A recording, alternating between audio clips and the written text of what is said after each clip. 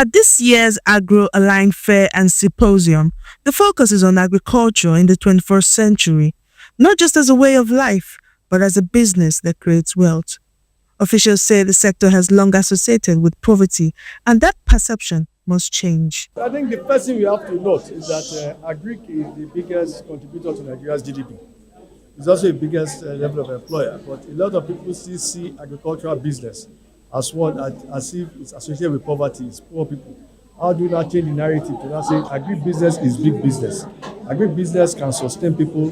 Agribusiness is one in which people can go into and have a sustainable living.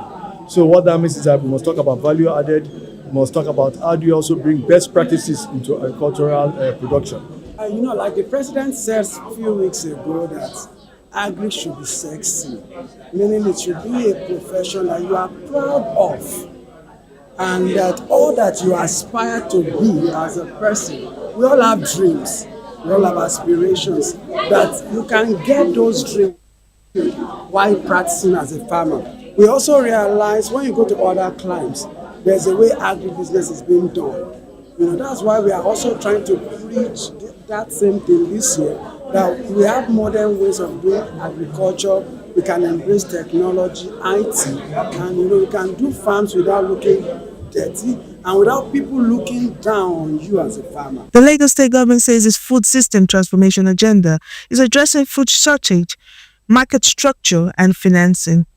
Food is presented to the public, and this we are doing through a transformation of our food markets, transitioning from traditional food markets to what we currently are implementing that we call the Lagos Food Security Systems and Logistics Hub, which is the first tier of our food system transformation agenda, scaling down to what we call the mid-level agro-produce hubs, which will replace the traditional food markets or local market that we have around the neighborhood, and then move on to the last mile and food markets, which will be the everyday community market around the living areas. What we are doing in this direction is to provide the facility that will facilitate absolute or near total reduction in post-harvest loss. I think in the first 1 year, 3 years, we are looking at least 25% reduction in post-harvest loss. Beyond policy, farmers themselves say they are beginning to see signs of change, especially with the access to better markets and fair prices. Well, we want to appreciate our government, but they are not doing more for now. Agric is time-bound. If you don't do it at the right time, you miss out. It's seasonal. Let's forget about the issue of climate. We adjust. It's all over the world. But let's see how we can adjust with the climate and let government come in their own way and assist.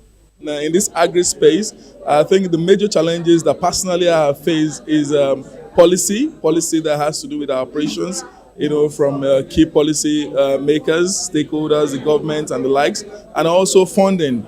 We actually need that because I am a young person, practicing agriculture. It's not so easy having to build, agribusiness from the level I built it to this stage right now. It's not easy, and that is the tenacity I have. A lot of young people like myself, they don't have it, and one of it is funding. They don't have access to funding. The policies are not flexible enough to encourage young people. Those are the challenges that we have. Farmers, they have low access to insurance, and at the same time, another thing is finance.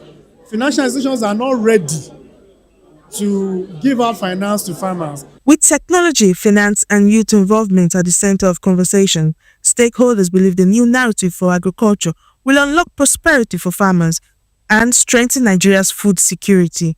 I am Onyeka Ogolo reporting for VOP TV.